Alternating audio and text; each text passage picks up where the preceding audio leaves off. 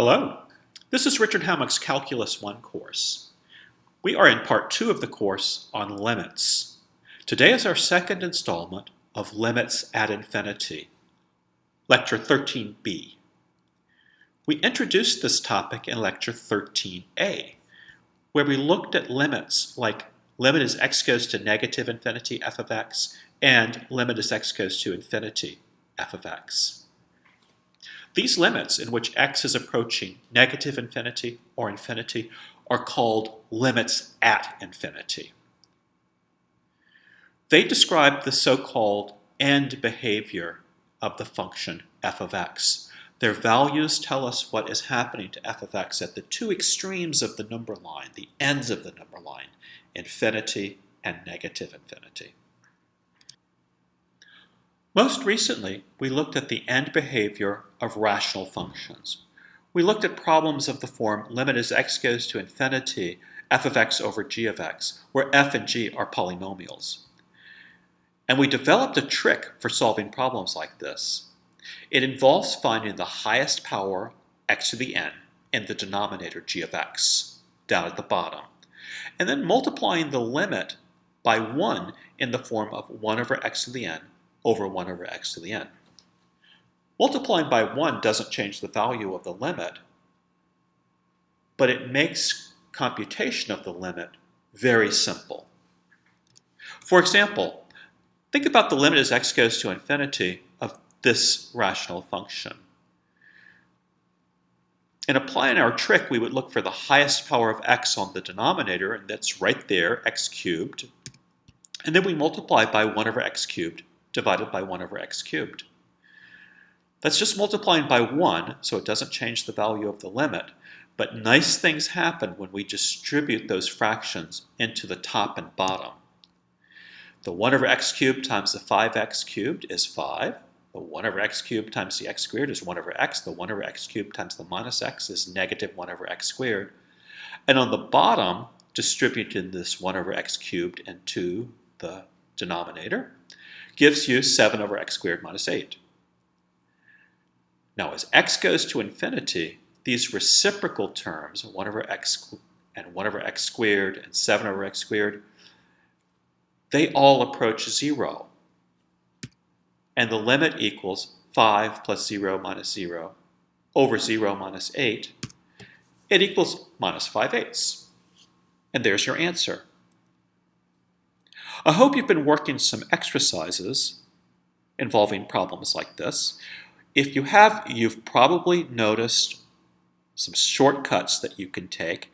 Probably you've started to realize that even before you're finished with the problem, you can see what the answer is going to be. One of the shortcuts that you're probably beginning to hone in on is that you can always base your answer on the highest power terms on the top and bottom of your rational function.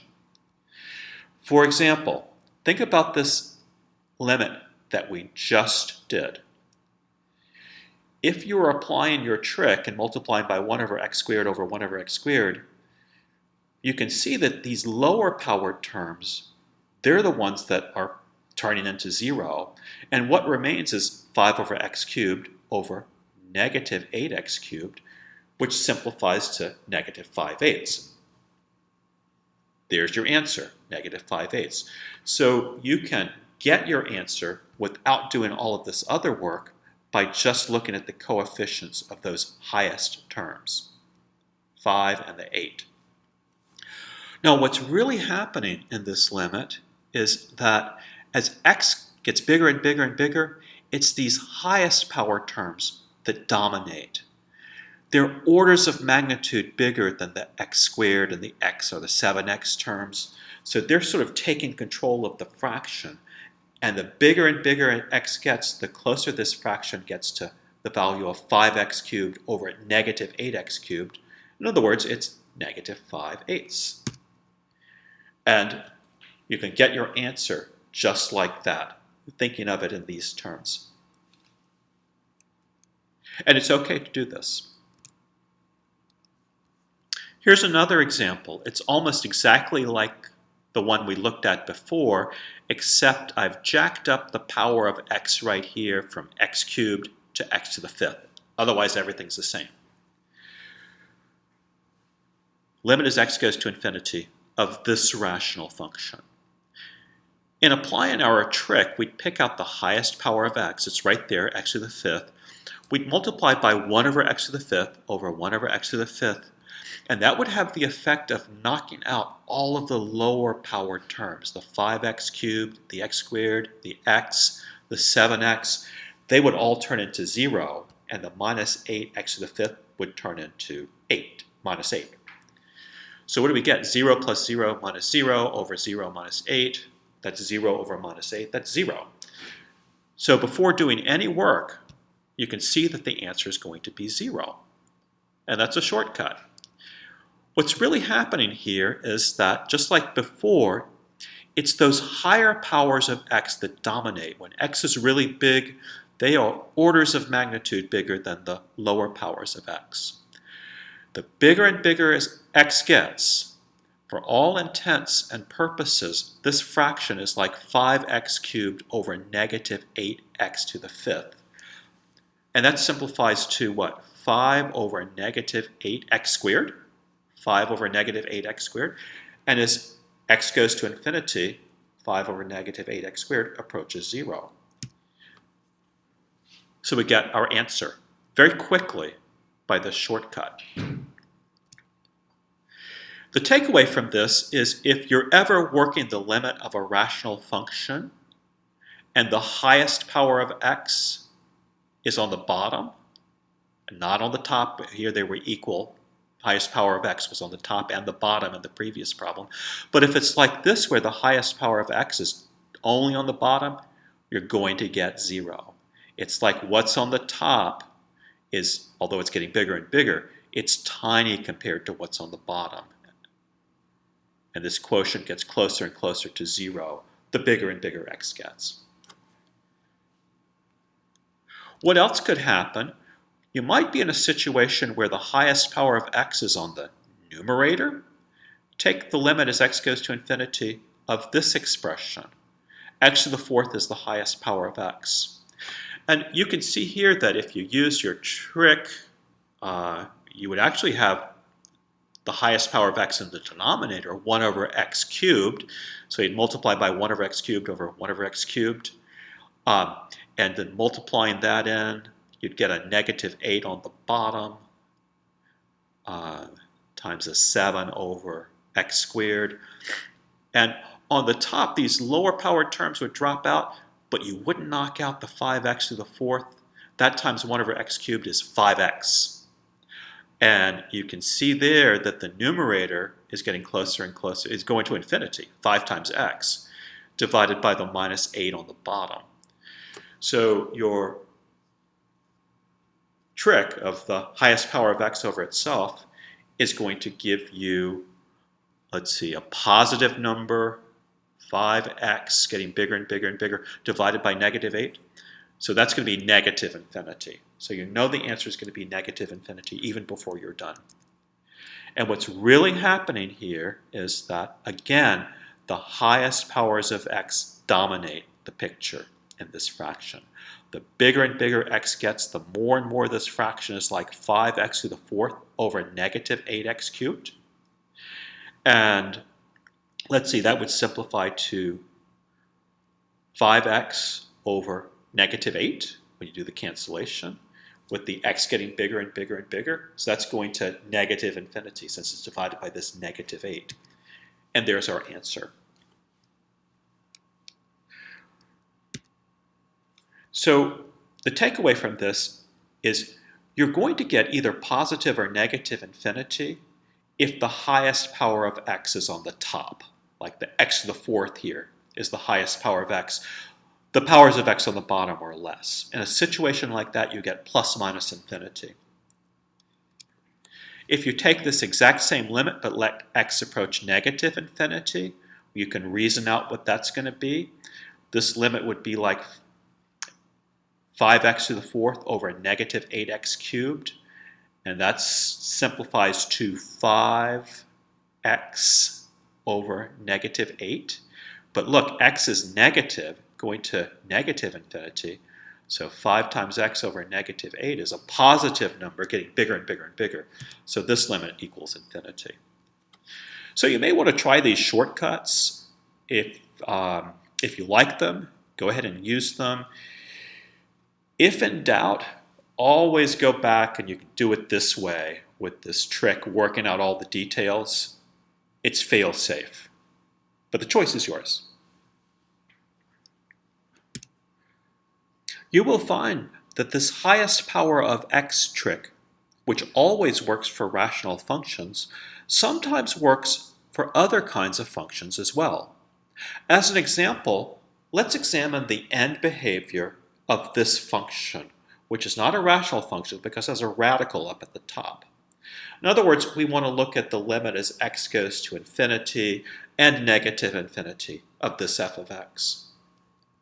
Before we get started, I want to remind you of a little piece of algebra that you're familiar with. Remember that if a is a positive number or greater than or equal to 0, in other words, if a is not negative, then whenever you have a square root of b, you can bring that a inside the radical as its square. And here, of course, b is a positive number. A square root of b equals square root of a squared b. But what is easy to forget or overlook is that this doesn't work quite this way when a is negative. If a is less than 0, in other words, negative, then a square root of b equals negative a squared b. And think about that for a second. If a were negative, then that negative number times the square root of b is negative. But if you left out the negative here, the a squared b would be positive and its square root would be positive. And you get the wrong answer. So it's very important to have that negative right there when a is negative. If a is negative, a root b equals negative square root of a squared b. And keep that in mind as we work out this exercise. The first thing we'll do is look at the limit as x goes to infinity of this f of x.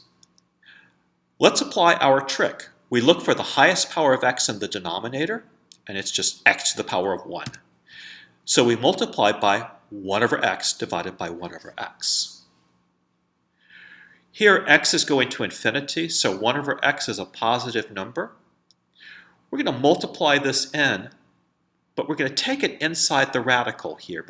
We have to do that before we distribute into the 7x squared plus 4. And we know that this positive number, if brought into the radical, becomes its square.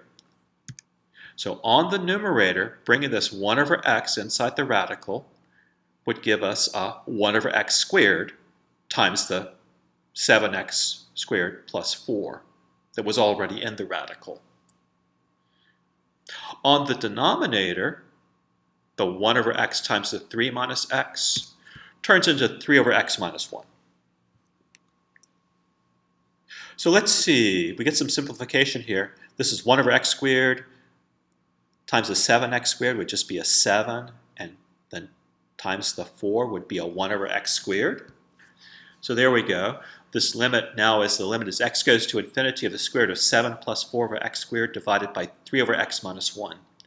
And we know that as x goes to infinity, the 4 over x squared and the 3 over x, they approach 0. So this limit is the square root of 7 plus 0 over 0 minus 1, which is negative square root of 7. So this trick worked, even though this function's not a rational function. You can always try this trick because you're just multiplying by 1. It's not going to change the limit. The worst thing that could happen is maybe you get something that isn't easy to evaluate. But if it works, that's great. It worked here and gave us negative square root of 7. Let's next look at the flip side of this. Let's look at the limit as x goes to negative infinity of this same function. We could apply our trick again. The highest power of x is x to the 1, so multiply by 1 over x over 1 over x. But watch out here. Remember that x is going to negative infinity now. So x is negative, so 1 over x is negative. Sure, it might be a very small negative number, close to 0, but it's negative. If we bring that negative number inside the radical as its square, don't forget there's got to be a negative inserted in front of the radical. So bringing that 1 over x inside the radical as its square puts a negative outside the radical. So things look a little different than they did up here.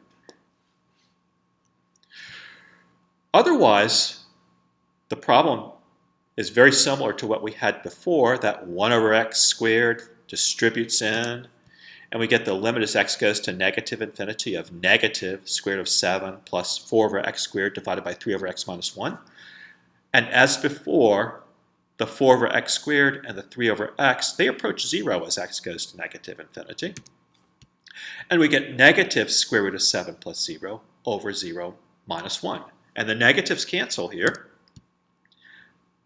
giving us square root of 7. So notice here that the answer we got for x going to negative infinity is different from the answer we got when x went to positive infinity. And that happens sometimes.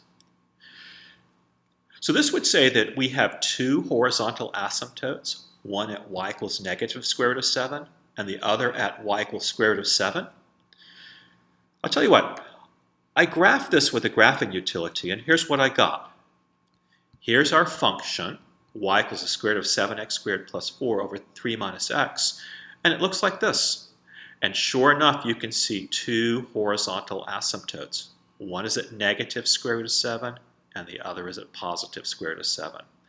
As x goes to positive infinity, f of x gets closer and closer and closer to this lower horizontal asymptote, which is y equals negative square root of 7. As x goes to negative infinity, look at f of x. It's getting bigger and bigger, closer and closer to the y value of this upper horizontal asymptote. That's at y equals square root of 7. So the picture matches up with our expectations from the limit. This is kind of an aside, but you'll notice that there is a vertical asymptote right there. And where would that be? Well, it's right at x equals 3, because when x equals 3, this denominator is 0, whereas the numerator is 3x squared plus 4. That's positive. Square root of that is positive. As x gets closer and closer to 3, the numerator is approaching a positive number. The denominator is getting closer and closer to 0. So you'd certainly expect a vertical asymptote at x equals 3.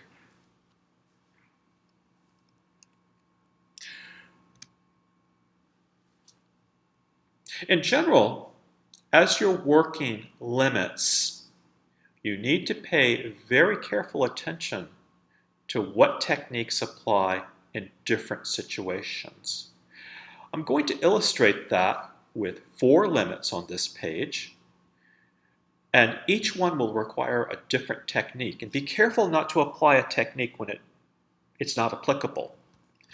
First of all, think about the limit as x goes to infinity of x squared plus 4x plus 3 over x squared minus x minus 2.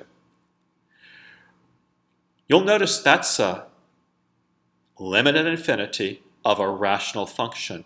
And we have a trick for solving that. You look for the highest power of x on the bottom, it's x squared, multiplied by the reciprocal of that over itself. Distribute those in, and you get, in this case, 1 plus 0 over 0 minus 1 minus 0. I'm sorry, 1 plus 0 over 1 minus 0 minus 0. And that's 1 over 1. It equals 1. That trick only works for rational functions at infinity, where x is going to infinity. You would not use this trick if x were going to some number and not infinity. And the reason is, in that case, these higher power reciprocal x terms wouldn't turn into 0. So what if you had something like this? The limit as x approaches 1 of this exact same function. let's see, our trick wouldn't work anymore, but, oh, well, we already know how to do this limit. If you look at the denominator, x is approaching 1, 1 squared minus 1 minus 2, that's not 0. So we can use a limit law here, and this limit is equal to the limit as x goes to 1 of the top divided by the limit as x goes to 1 of the bottom.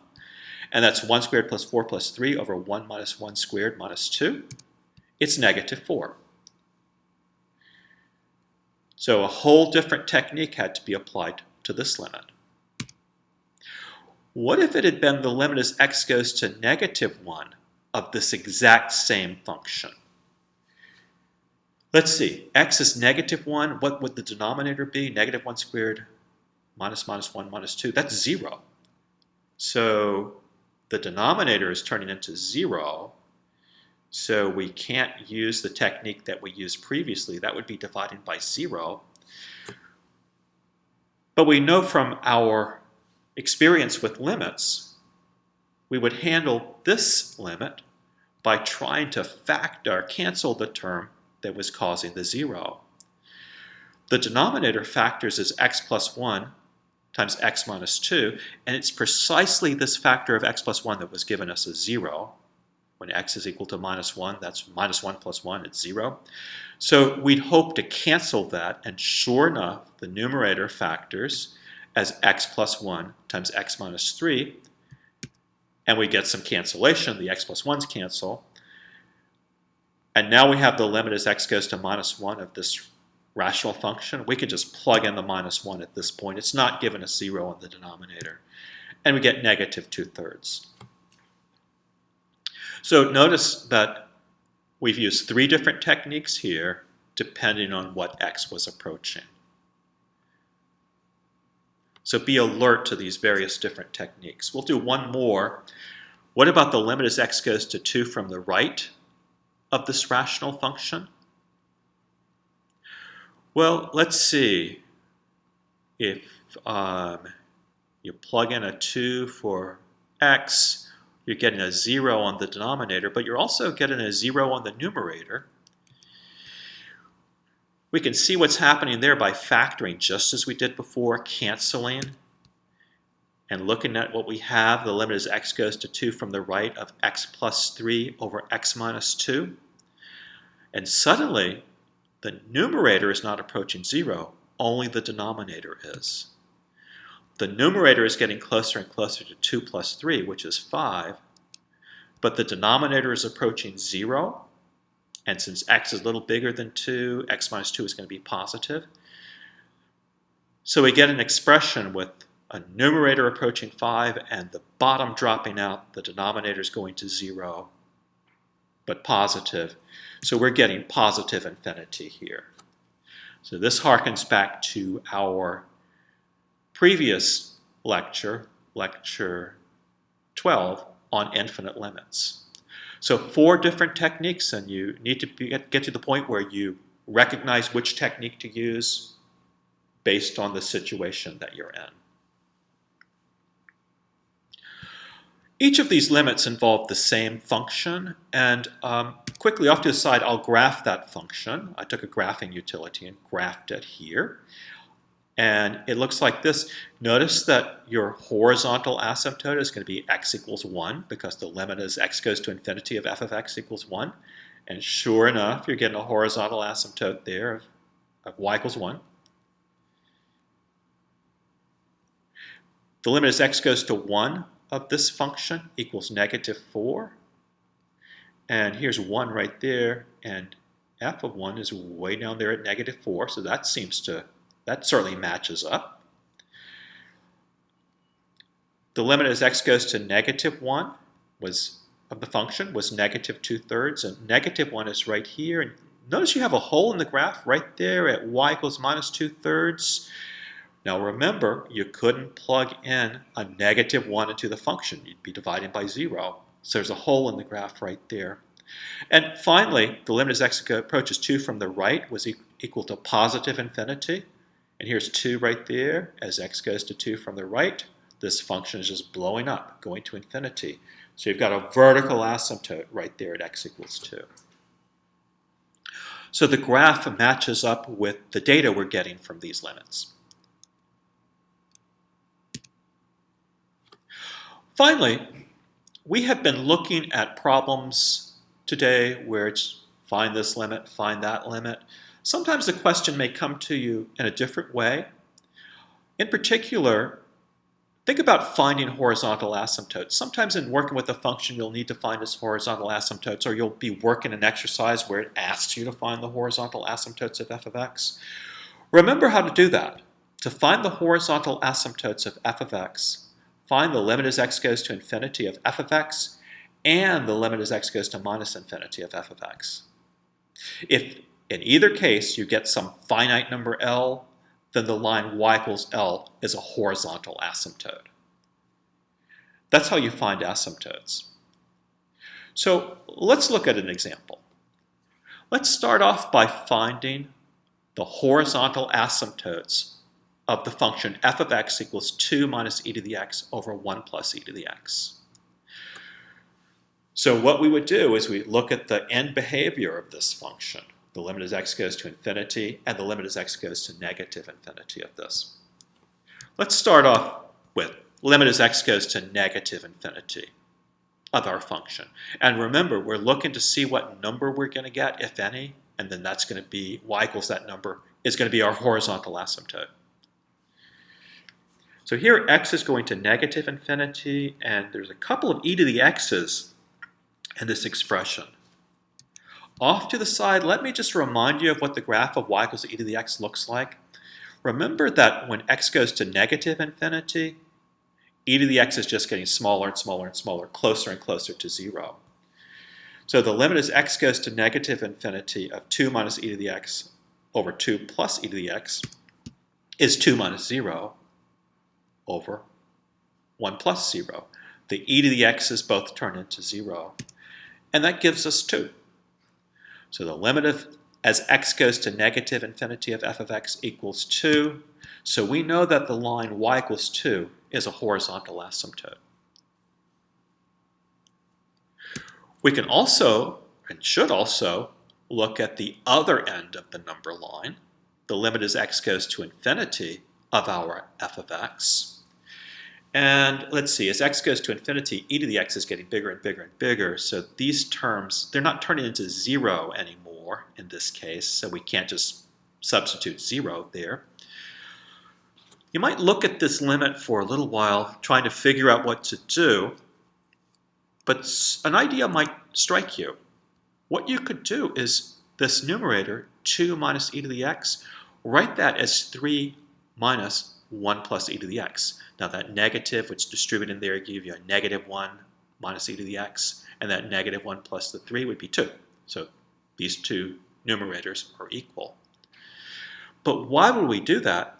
The reason is, notice this 1 plus e to the x and the 1 plus e to the x there. If you didn't have that 3, they'd be equal to 1.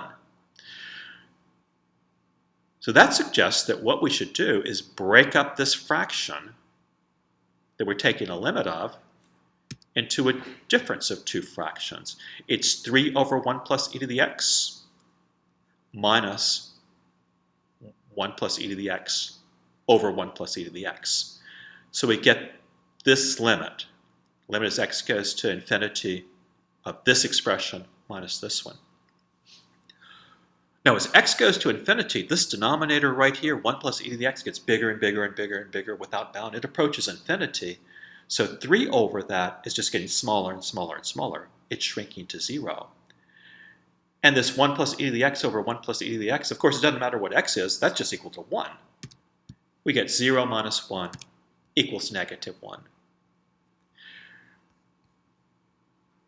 So as x goes to infinity, f of x approaches negative 1.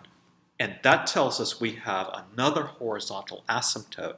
The line y equals minus 1 is a second horizontal asymptote. So if you graph this function carefully, it would look like this. As x goes to positive infinity, f of x is getting closer and closer to minus 1, as suggested by the answer of this limit. As x goes to negative infinity, as in this limit, You can look at f of x here. It's getting closer and closer and closer to a y value of 2, reflecting the fact that we got a 2 in this limit as x goes to negative infinity. So in this example, we had 2 horizontal asymptotes. You can never get more than 2 horizontal asymptotes because you can only work out, you only have the limits at infinity, at negative infinity or positive infinity. You can only get at most 2 numbers, so at most 2 horizontal asymptotes. Sometimes you'll be in a situation where you get fewer than 2 horizontal asymptotes. For example, find the horizontal asymptotes of this function, y equals sine x over x plus 1 over 1 plus x squared. We'd first work out the limit as x goes to negative infinity of this f of x. And this is really easy because as x goes to negative infinity, think about the sine of x as just between negative 1 and 1, whatever x is, but divided by a really, really, really big x, negative x. Whatever sine of x is, sine of x over x is going to be a really small number. Closer and closer to 0, the bigger x gets in the negative direction. So that turns into 0. And likewise, the 1 over 1 plus x squared, as x goes to negative infinity, this denominator just gets bigger and bigger and bigger. It approaches 0, approaches infinity. So this reciprocal approaches 0. And we get, as an answer, 0 plus 0, or 0. So the line y equals 0 is our horizontal asymptote. What about if x goes to positive infinity? Well, by the exact same reasoning, the answer is 0 plus 0, which is 0. So we don't pick up a new horizontal asymptote here. We got the same number, 0 in both cases. So our line y equals 0 is the single horizontal asymptote of this function. If you graph this function, it's going to look something like this.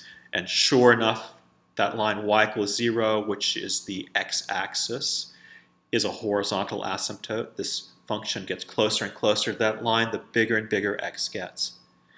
And notice it's okay for a function to cross its horizontal asymptote, as happens here, actually infinitely often. The important thing is, as x gets big, that f of x value is getting closer and closer and closer to the y-coordinate of that horizontal asymptote. It's deviating less and less from that. So here's a case where you had just one horizontal asymptote. What if you had to find the horizontal asymptotes of y equals x plus 1 over x? You'd look at the limit as x goes to negative infinity of that function. And here, x is approaching negative infinity, but 1 over x is approaching 0. We're getting negative infinity. And that's not a number. So you're not picking up a horizontal asymptote in this case.